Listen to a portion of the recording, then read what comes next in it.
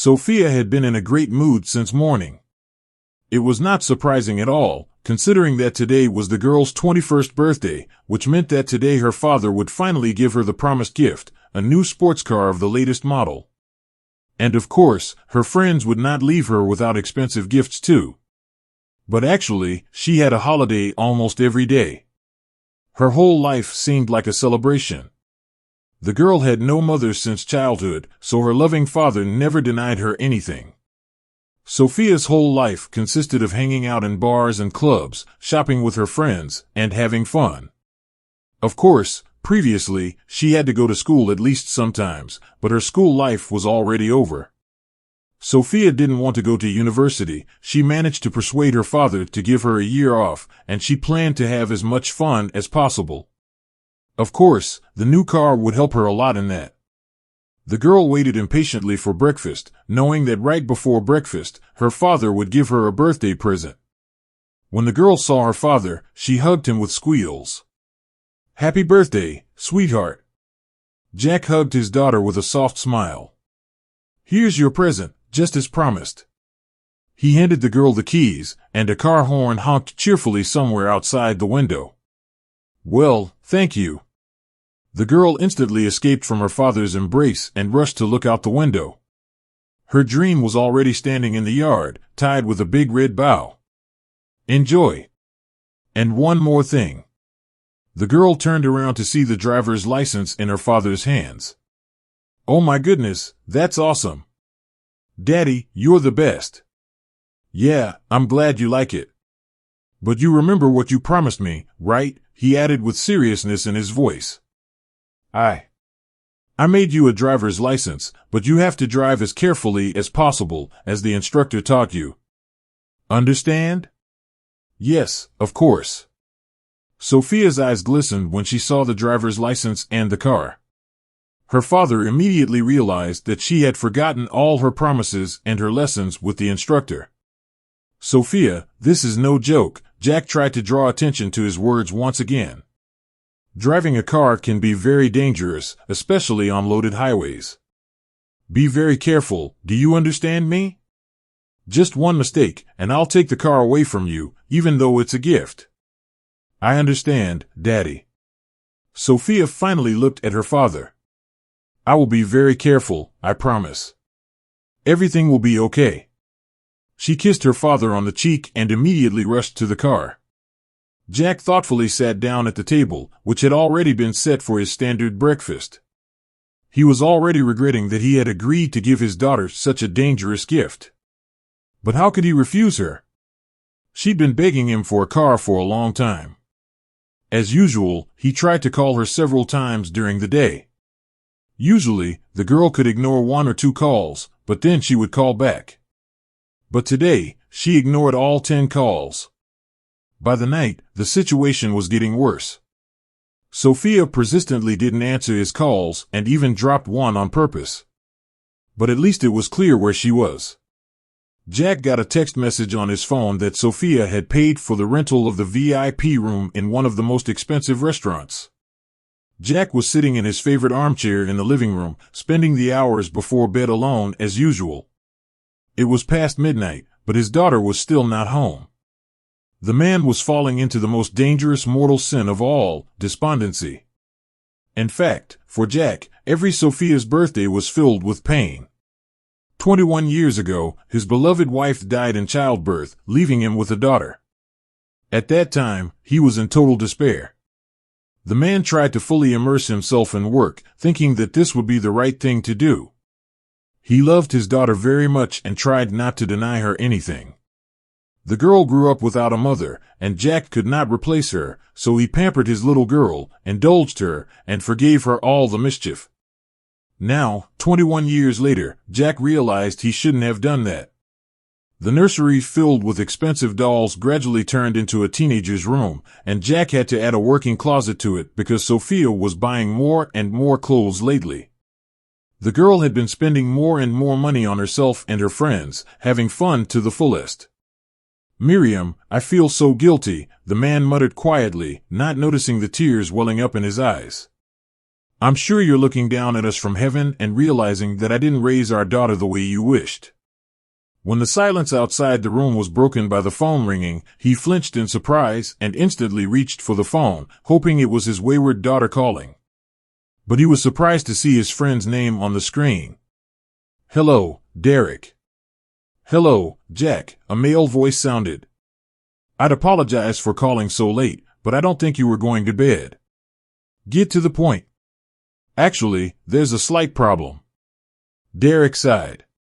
"I didn't want to bother you, especially on a day like this, but your daughter is at the police station right now. The girl crashed her car into the window of an expensive fashion store. I'm trying to keep this case quiet. You should come here and pick her up from the police." "I got it," the man replied gruffly after a few seconds of silence. "Thanks for the call, Derek. I'm very grateful to you." Jack changed his clothes quickly, and a few minutes later, he was on his way to the police station. He'd been there sometimes for work or just to visit his friend, but he'd never been there for such an unpleasant purpose. It took more than an hour to sort things out. First, the man had to talk to the store owner, then to the police. The window was smashed to pieces, the car needed the hood and the entire left fender replaced, and it's a miracle that none of the passengers were injured. Jack owned a successful business and lived a wealthy life, but that kind of expense was significant even for him. When the policeman brought Sophia to him, she was already completely sober and very angry. "Daddy," she finally exhaled grumpily. "You're not going to believe this, but they've been forcibly keeping me here like they don't know who I am." Jack's facial expression changed. "Get in the car now," he commanded coldly. The girl fell silent, realizing she had done something wrong, and obediently headed for the exit. She got into her father's car quietly, trying not to draw attention to herself. Only a few minutes later, when they had driven far enough away from the police station, she decided to start repenting. The day started off so well. "I spent almost 5 hours at the beauty salon and got my nails and my hair done. Then the girls and I went shopping just for an hour. After that, we went to a cafe while we waited for the others. Maria and Kate were late, and Samantha said she couldn't come at all. Can you believe that? It was my birthday party. Anyway, we decided not to wait for her and went to the restaurant. Later, Monica, Alice, and Natalie joined us. I didn't plan on inviting them, but they came and even brought me presents. Can you believe it? Then we spent the whole evening in that restaurant, and later we went to a bar. After all, I turned 21, I can go to the bar. Did I already tell you about the presents I got?" Sophia swallowed the lump in her throat as her father remained silent, looking glumly at the road. He'd never been so angry before, he wasn't even talking to her now. "Dad, nothing terrible happened," the girl continued in a slightly offended manner. "When Lily and Christina were going home, I decided to give them a ride. I remembered your instructions and was going to be as careful as possible, but the instructor didn't prepare me for a situation like this. This situation is his fault, you should have fired him. But it's actually your fault too. If you'd bought me a more expensive car, this wouldn't have happened." The girl was already shouting, but her father continued to watch the road in silence. Sophia also fell silent for a while, not wanting to share anything since her father was not interested. But soon, she shouted nervously, "Dad, say something." The frustrated girl couldn't stand it. "I actually spent an hour at the police station. Don't you feel sorry for me at all? By the way, where are we going?" Only now did Sophia look out the window. They should have already arrived at the street with many beautiful mansions where she and her father lived, but for some reason, they were driving outside the city. "Dad," the girl whispered quietly in a different voice, "where are you driving me to? Did I make you so angry that you decided to get rid of me and take me to the woods so the wolves could eat me?" "Shut up," Dad replied glumly. This time, the girl didn't dare to answer anything and remained silent. Previously, whenever Sophia did something wrong, her father had lectured her for hours and even blocked her bank card a couple of times. But this was the first time he'd looked like this. Sophia could only look in horror at the approaching village. It was dark in the village. There was only one street lamp on each street, so the scene looked like a nightmare. When her father stopped the car in front of an old, one-story house with a shabby fence, the girl panicked. "Daddy," she cried out in fright. "Why did you bring me here? There's obviously no one living here." "What do you mean, no one?" The father walked around the car and opened the door for his daughter. "This is your late grandmother's house, and from now on, you live here. What are you unhappy about? Something?" Dad raised his eyebrow calmly. "You don't want to study, you don't want to work, and you don't appreciate what you already have. Therefore, this is where you live now. Here, I packed some of your clothes. I'm sorry I couldn't pack everything. It's hard to put your entire closet in one suitcase, but this should be enough for 3 months. There's also some money, but I don't recommend spending it all at once because this amount should be enough for 3 months. I'm not going to give you any more money. If you spend it sooner, that's your problem. And I'm taking your phone away. Your bank account is already blocked. In 3 months, in early September, I'll come and pick you up. But until then, do what you want." Sophia was so confused that she didn't even realize what was going on. There was a suitcase standing next to her, a very small one. "Dad, you're kidding, right?" The girl looked up at him with hope in her eyes. "I promise I'll never, ever get into this kind of trouble with a car again. I won't even beg for another car, and I'll behave properly for the rest of the year. Just take me away from here, please." But the man got into the car, closed the door, and started to drive away. Sophia tried to pull the handle on the passenger door, but it was already locked from the inside. Without turning around, her father mercilessly drove away. "You can't leave me here." The girl squealed in panic, trying to chase the departing car. "You can't do this. You can't." But her father really drove away. The noise of the car engine was getting quieter, and soon it vanished. The girl was left alone in the middle of the dark street. Sophia could not move. She just stood looking at the road, trying to comfort herself, thinking that it was just a way of punishment and now her father would come back, say that he was joking, but that he would forgive her. However, Daddy didn't come back.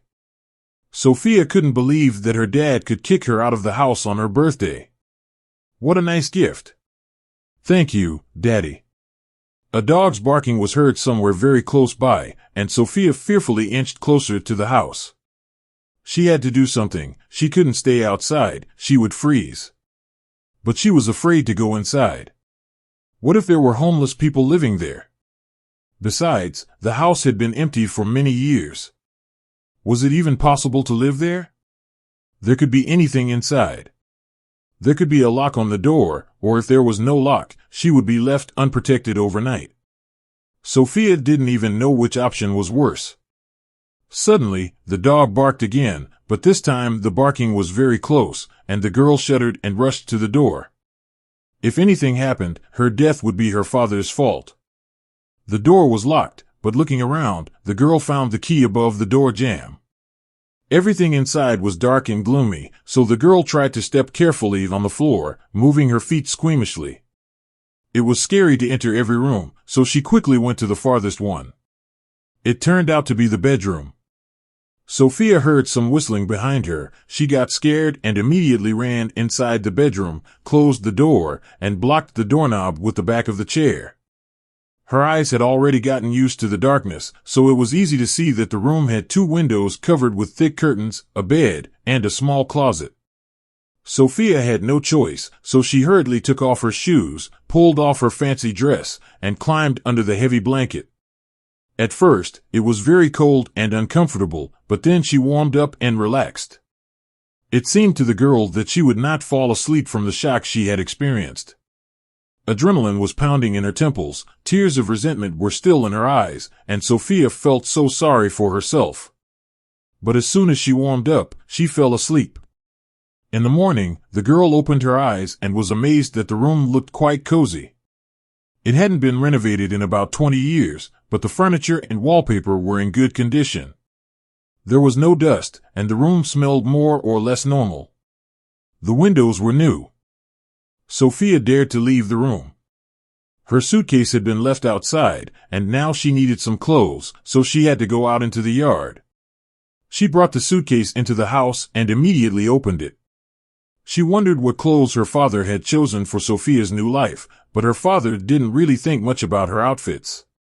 In a hurry, he simply put the most basic items in her suitcase: a couple of shirts, 3 t-shirts, a pair of jeans, sweatpants, shorts, and sneakers. Also, a hygiene kit, a new toothbrush, toothpaste, 2 bars of soap, and some white underwear. There was also an envelope with money in it. Sophia looked inside and immediately got very angry. What the hell? The amount of money given by her generous father would be enough for 2 or 3 meals at her favorite restaurant, but how could she survive for 3 months with that money? She angrily threw the envelope to the floor. How could he do this to me? The girl continued to curse as she dressed in a t-shirt and jeans, brushed her teeth, and looked around the house. The house was surprisingly not too bad, though it was much smaller than her father's mansion and more like her room in size. There was a TV in the living room, a good boiler in the bathroom, a large refrigerator in the kitchen, a stove, and a microwave. The only thing that wasn't there was food. Sophia was about to leave the room when she heard the same rustle from behind that had terrified her the night before. The girl flinched and slowly turned around. There was a fat rat staring at her from across the room. A loud cry pierced through the house. She ran outside in horror, as far away from the inhospitable house as possible. On the threshold, Sophia ran into a stranger. "Well," he said with a laugh, "I don't even know your name yet, but you've already almost knocked me over." The girl frowned and tried to step around the guy. He silently stepped back, letting her go outside, but Sophia realized that she shouldn't leave the house open and quickly turned around. The guy continued to stand on the threshold and smiled, looking at the girl's reaction. He was handsome and athletic, had a trendy haircut, and was wearing nice clothes. "So let me introduce myself," he smiled again. "My name is Mike, and who are you? What are you doing in this house?" "I'm Sophia." The girl raised her head arrogantly, "and it's none of your business who I am or what I am doing here." "Okay, I live here." "Really?" Mike raised an eyebrow. "Why haven't I seen you here before?" "Because I just got here yesterday." "Okay." Sophia hated it when people asked her questions she didn't want to answer. "Okay." The guy squinted his eyes. "But why were you screaming like crazy?" At this point, the girl lost control of her emotions and replied, "There's a rat in the house," she replied barely audibly. "A huge, angry rat." "A rat?" Mike asked loudly, pretending to be frightened. The girl realized he was making fun of her. "Do you think it's funny?" She stomped her foot angrily. "Of course, it's so easy to mock people and make fun of their problems, isn't it?" "I didn't say that." The guy immediately turned serious. "It's just that you're acting funny. Besides the rodent problem, I suppose you're also hungry." The girl wanted to arrogantly turn away and say that she didn't have any other problems, but her stomach reacted with a jingling sound. Sophia blushed. "I see," the guy said. "So come with me, I'll feed you." The girl was embarrassed but didn't argue and followed the stranger. It was better than staying alone in an empty house. It turned out that he lived not too far away. Mike approached the neighboring house. An elderly woman met them. The guy introduced her as his mom. "My name is Lauren," she said with a kind smile, wiping her hands with a kitchen towel. "Please come to the table, breakfast is ready." Sophia wanted to proudly refuse, but her stomach demanded food loudly again, and she realized it was better to agree. Now, together with Mike, who led her into the spacious dining room, she sat down at the table. There were pastries, cottage cheese puffs, and tea on the table. At home, the cook would make an omelet with bacon or a casserole for breakfast, but Sophia didn't see any of that on the table and was disappointed. But she had no choice. In her mind, she was already thinking about how many hours at the gym those pastries would cost her, but she was surprisingly satisfied with the tea. The fragrant herbal drink pleasantly warmed her body from the inside. I saw a car in your yard, Sophia asked cautiously. It's a nice car. Do you go to the city often? For some reason, Lauren only shook her head, smiling sadly. No one will take you to the city, Sophia. We've been friends with your father for a long time. My son and I are the ones who have looked after your house for the last 20 years. Jack called me this morning and warned me about you. I don't know what you did to upset him so much, but he told me not to take you to the city and not to give you a telephone. He's done a lot for us, so we'll do everything possible to fulfill his request. Tears came to Sophia's eyes again, and she turned away to the window. So what am I supposed to do? Die in this damn village, she said angrily, without turning her head. It's a nice village. You will not die here, for sure, Mike said soothingly. You have a house, a pretty good one, actually. We didn't have time to clean it this month, sorry. And yes, there are mice. We've tried to get rid of them, but sooner or later they come back. I'm going to try to solve the problem again. I'll get you some mousetraps. Just don't get caught in them yourself. And you know, there's always enough work in the village. You can work in the vegetable garden or in the cattle barn. Why would I work in your vegetable garden? Sophia asked gloomily. What do you mean, why? Lauren raised her hands. I suppose you don't know how to cook. The girl frowned even more. We won't let you starve. You can come here for breakfast, lunch, and dinner, but nothing comes for free. You'll have to work. Do you want to hire me as a slave to work for food? Sophia squinted her eyes. No, you will only help me take care of the livestock and work in the kitchen. My son is helping me a lot, but he has to go to the city often for work. I'm not young anymore, and it's hard for me to cope with everything on my own. So you help me, and I'll help you. That way, you'll be well fed and I'll have a helper. It's called mutual support, dear. That's not what it's called in the civilized world, the girl said and got up from her chair. Thank you for breakfast, it was delicious. But now I have to go. The girl raised her head proudly, walked outside, and headed for her house. If her father had decided that she should stay in the village, then Sophia shouldn't even try to get out of this place. She had to try to make this house comfortable because she had to live in this horror until the end of the summer, probably. First of all, she should unpack her suitcase and then clean the house. Or maybe clean the house first and then go and find some food. Is there any cafe in this godforsaken place? After thinking for a while, the girl decided to start by cleaning the house. She found a couple of rags in the utility room and started to wipe dust off all the surfaces. It wasn't difficult, but Sophia was not used to cleaning, so she only managed to clean 2 rooms, the bedroom and the kitchen. Soon, she realized that a lot of time had passed after breakfast, and her body demanded lunch. To get lunch, she needed to go outside. She spent more than an hour getting ready, trying to figure out how to go outside in cheap shorts and without any makeup. The village wasn't that big. There were only 3 streets. In 40 minutes, she reached the forest belt and turned back. She was luckier in the opposite direction. There was a grocery store, but some drunken men were standing near it, and she was afraid to go inside. Then one of them noticed her. Well, I've never seen such a beauty in our village. Where are you from, sweetheart? He laughed nastily, patting himself on his plump thighs. Do you want to join us, honey?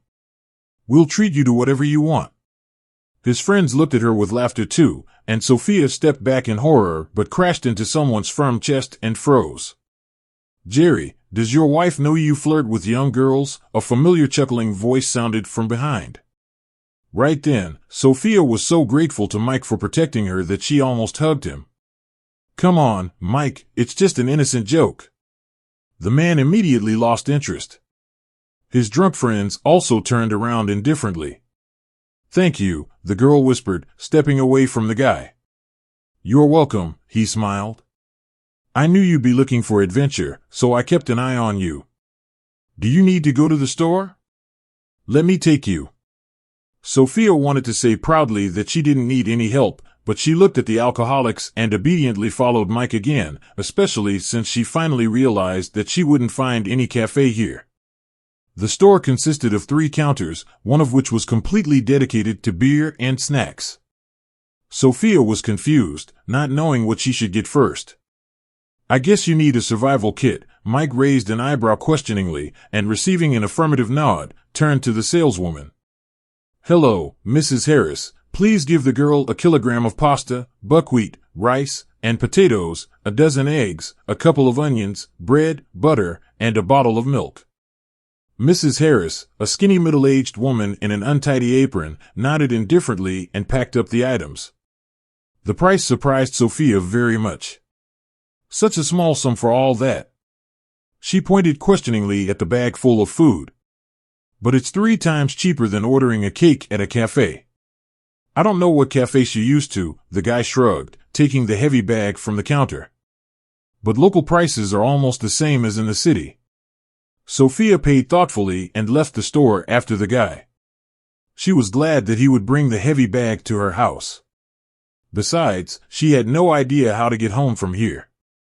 Mike not only showed her the way, but also brought all the groceries right into the kitchen and even helped her put everything on the shelves. "Do you have any idea how to cook it?" the girl asked, putting the big pot on the stove. Mike looked at her as if she were mentally ill, but answered, "There are cooking instructions on the boxes. Also, your grandmother had a good cookbook. Try to find it. Are you sure you don't want to join us for dinner?" "No thanks," Sophia replied. "Your conditions are strange." "Okay, no problem." Mike shrugged and walked out, leaving the girl alone. "Okay, go away." "I prefer to be alone," she said when the guy left. But actually, she was afraid to admit to herself that she was uncomfortable and even a little scared to be alone. "I wish I could call my friends," but she couldn't call anyone. And she was already very hungry, so she had to examine the boxes of food. Sophia carefully read everything that was written on the box of buckwheat. Maybe it's not as difficult as it seems, but an hour later, it turned out that it was even more difficult than she expected. The amount of water specified in the recipe was not enough, and the buckwheat remained a little raw on the top, but it was burnt on the bottom, and now a disgusting smell was spreading throughout the house. Moreover, it turned out that she needed to add salt, but she didn't buy any. Out of anger, the girl threw the buckwheat out the window together with the pot. How was she supposed to survive on her own if no one had taught her that? She poured the whole box of buckwheat into the pot, even though she only needed 1 glass. These groceries were not expensive, but if everything died in her hands before reaching her stomach, she would run out of money in just a couple of days. She wanted to sit on the floor and sob loudly, feeling sorry for herself, but that wouldn't help. Besides, her stomach kept telling her it wasn't used to starving. Until the evening, she had to forget about her pride and arrogance and go to the neighbor's house. Mike opened the door. The girl's eyes were wet, so the guy immediately understood the situation and led her into the house. Lauren, seeing the girl, nodded understandingly and invited her to the table with a gesture. "Could you please borrow me some salt?" Sophia asked, ignoring the invitation to the table. What a stubborn girl, just like her mother, the woman smiled. "Of course, I'll borrow you the salt. So, is everything going well?" Apparently, the girl's eye twitched nervously, and Lauren understood everything. "Well, if you want, go and try again," she shrugged indifferently, handing the girl a small jar of salt. Sophia really struggled with herself, but instinct told her that it wasn't the right time to be arrogant. "Could you please explain what the problem was?" she asked reluctantly, clenching her hands into fists to keep from crying. "I'll explain everything you need, but you have to tell me what happened." "But I'm hungry, and I'd like to have dinner." "So join us. You can tell me everything over dinner." Sophia obediently sat down at the table full of food, and the girl realized that she wouldn't be able to resist. Besides, they invited her to dinner without asking for anything in return. Why not? Over dinner, she described her problems. Lauren laughed in a kind way but consoled the girl by saying that almost no one can make something edible on the first attempt, especially when trying to cook without someone's help. Come tomorrow in the morning or before lunch. You can watch me cook. Maybe you'll learn something or even try to cook something yourself. Sophia agreed. This option was much more attractive than the one that had been voiced before. Since the next day, life had become easier. The girl started each day by going to her neighbor's house and helping Lauren cook breakfast. Then she had an hour of free time, and after that, it was time to cook lunch and dinner. In the evening, she was completely free. A couple of times, Sophia helped her neighbor in the garden, but Lauren only asked her to pick berries, strawberries, and cherries, and there was nothing difficult about it. Moreover, she could eat fresh berries in the process. Gradually, Sophia learned how to handle a knife, although at first, she was afraid of it and said that she had a nice manicure and was afraid to damage it. Gradually, Lauren started to give her more and more complicated tasks. From making dough and peeling potatoes, the girl switched to cutting vegetables and cooking grains. Sometimes Lauren would suddenly go somewhere in the middle of the day, and Sophia would have to cook on her own. Realizing that it was some kind of exam, the girl tried very hard. Surprisingly, everything she cooked was edible, not restaurant level, but certainly not as bad as the first cooked buckwheat. Sophia especially loved the pancake recipe. Previously, she thought that making pancakes was an innate skill that was impossible to learn, but to her surprise, it turned out to be quite easy. The first few attempts were a failure, but gradually she learned to make soft, delicious pancakes. Besides, Lauren turned out to be a very cheerful woman, and Sophia was never bored in her company. She didn't even want to leave this house and go home. Mike also became a permanent part of her life. The guy was completely different from the image of a villager that the girl had in her head. He was cheerful, intelligent, well-read, and looked great with a bare torso while working in the vegetable garden.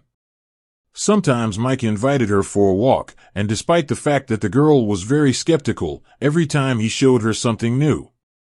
They went to the local river, which turned out to be surprisingly clean and warm, to several forest edges, and to some hill with a magnificent view of the city. Sometimes he brought her small gifts from the city, something tasty or some face creams and serums. Sophia couldn't imagine her life without them. Such simple gifts made her happier than ever before. It seemed that even that sports car didn't make her as happy as the inexpensive hair conditioner and hairpins Mike had given her yesterday. He also told Sophia that in the living room of her house, there was a good library. At first, the girl didn't even notice it, but now, reading detective stories, fiction, or children's encyclopedias every night, she was more and more amazed at the world that surrounded her. After about a month of living in this village, Sophia noticed that Mike never let her into one of the rooms of his house, and of course, she was very curious. The guy kept silent for 3 days, but then he finally decided to tell her the truth. She opened the room, and as soon as the girl entered it, she froze in amazement. The whole room, from floor to ceiling, was filled with paintings. There were both finished works and paintings he had just begun to paint. "This is amazing," she said in admiration. "I prefer to hide it," Mike said embarrassedly. "When people find out I'm a painter, they start to treat me differently. I want to get settled in the city first and then tell everyone about it. Would you like me to paint your portrait?" Of course, the girl's eyes sparkled. They spent almost a week on it. The girl realized that she had never felt such emotional intimacy with anyone before. They didn't even talk during the process, but still, the whole room was filled with warmth and coziness. He didn't show her the portrait, saying that he didn't want to show her the unfinished work, and the girl decided to wait obediently. Sophia felt so comfortable in this village that she even stopped locking the front door, and that was the biggest mistake of her life. One day, she came home after a work with Mike, but instead of cozy silence, a blow to the head welcomed her. When she came to her senses, her head hurt as if it had split in two, but the girl felt no blood. Her eyes were covered with some cloth, her mouth was taped shut with duct tape, and her hands and feet were tied behind her back. Sophia realized she was tied to a chair and then realized that there were some people in the room. "It seems she's awake," some nasty male voice laughed viciously. "That's good. Don't worry, honey." Soon your daddy will send us some money, and we'll let you go. Maybe we won't even hurt you." The girl was getting more and more scared. She didn't know where she was, how much time had passed since the blow, or if anyone had noticed her missing. All she could do now was just sit there and listen to all the sounds around her. For some reason, she felt sorry for her father right now. He had thrown her into an independent life the way birds throw their chicks out of the nest. But after all, she wasn't left all alone, and he definitely didn't deserve everything that awaited him. "The waiting is so boring," the same nasty voice said. "Stop it," another male voice answered him. "We really can't touch her. Her father has connections. If you touch her, we won't survive. Are you sure you want that?" The voice fell silent resentfully, but not for long, and soon he began humming some cheerful melody. "How long do we have to wait?" a third person asked happily. "Idiots, shut up. She'll be able to recognize you by your voice later," the man who was apparently the boss muttered. "We are lucky his daughter lives without guards, and we were able to kidnap her so easily. Try not to mess this up. The money should be delivered soon, and then we'll leave." Apparently, the other criminals reacted and feared him, so they really shut up. Sophia began to think about what she could do to save herself. Sitting and just waiting for help was stupid. After all, she had no idea if any help would even come. Trying to negotiate with the bastards was even more stupid because they were already on the edge of patience, and trying to get out on her own was out of the question. So what should she do? Suddenly, they heard some rumble outside. She could hear the criminals stand up abruptly. "Oh," their boss muttered angrily, "someone found us. Kill her and let's get out of here." Sophia shouted indignantly. This was the scenario she didn't like at all. By the sound of footsteps, she determined when someone got close enough to her, so she swung her feet as hard as she could, falling over backward. The plan was incredibly insane and pointless. She realized that even with the best of luck, all she would achieve was a bruised back. Perhaps she would win a few seconds, but would it help her? Apparently, luck was on her side today because the moment she felt coincided with the moment she heard the sound of glass breaking. She could hear the sounds of dozens of heavy boots and the cursing of her kidnappers across the room. "Sophia, my girl," someone approached her and began to untie her. After a few seconds, the girl was finally able to remove the damn blindfold from her eyes. The first thing she saw was her father's dumbfounded face. "Dad." Sophia stretched her arms forward but felt a sharp pain in her back. But her father hugged her tightly before she could get up. "It's okay. It's over," he repeated soothingly. "I'm sorry. I'm so sorry. Forgive me." Sophia couldn't answer anything as she sobbed in her father's arms. After that, everything was happening like a fog. She and her dad were taken into an armed car, where some man was praising the girl for her courage and creativity. Her eyes were blindfolded, so she didn't really know what was happening. But it turned out that when she swung her feet, she knocked the gun from the criminal without realizing it, and it saved her life. She was taken to one of the best hospitals in the region.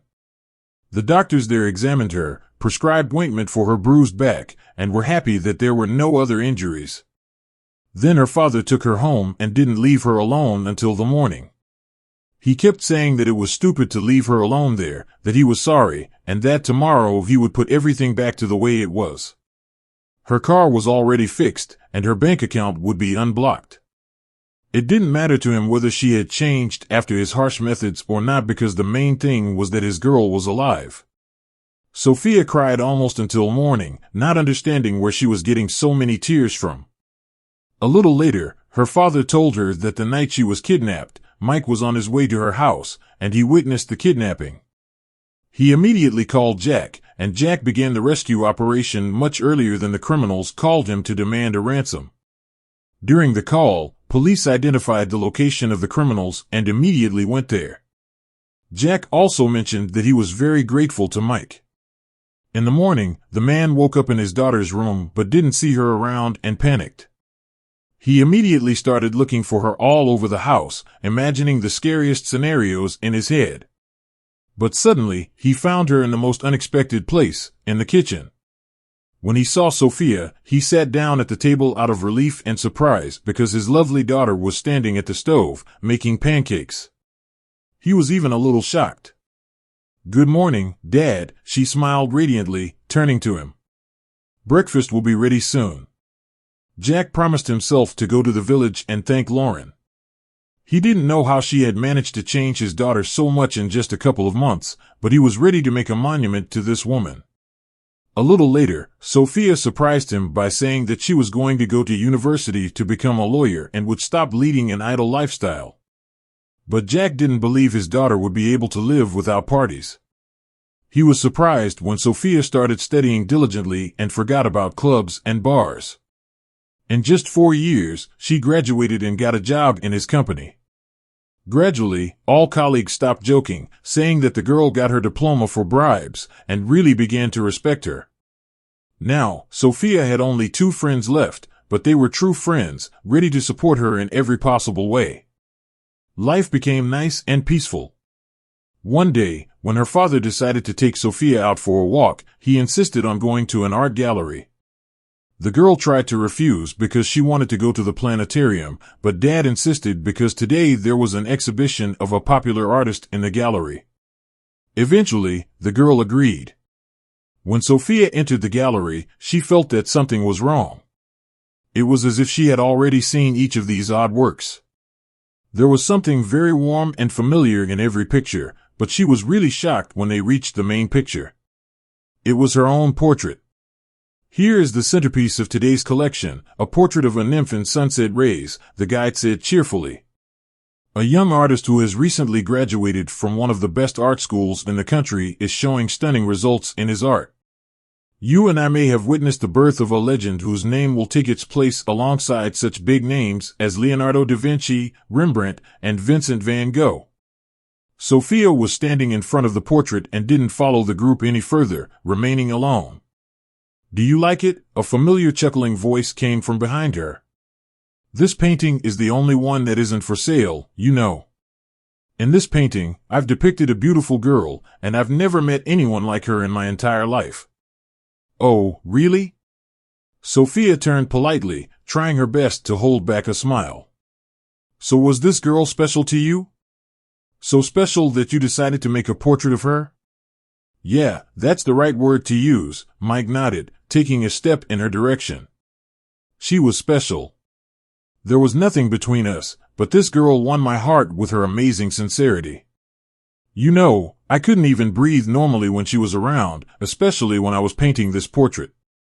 And I hope that someday I will get a chance to talk to this goddess and invite her into my life as my wife." "Oh, really?" The girl took a step forward, unable to hide her smile. "Do you think this girl will agree? She seems quite arrogant. Whatever she is, she's wonderful, and I don't think I could live without her." Mike had crossed the distance between them in a second, and now he was standing right in front of her. He pulled a velvet box from his pocket. "Sophia, would you be willing to spoil me with your delicious pancakes for the rest of our lives?" he asked with a very serious expression on his face. The girl laughed loudly and cheerfully. "But on one condition, at least once a week, you have to chop wood without a shirt on." Sophia didn't have time to say anything more. The guy hugged her tightly and kissed her.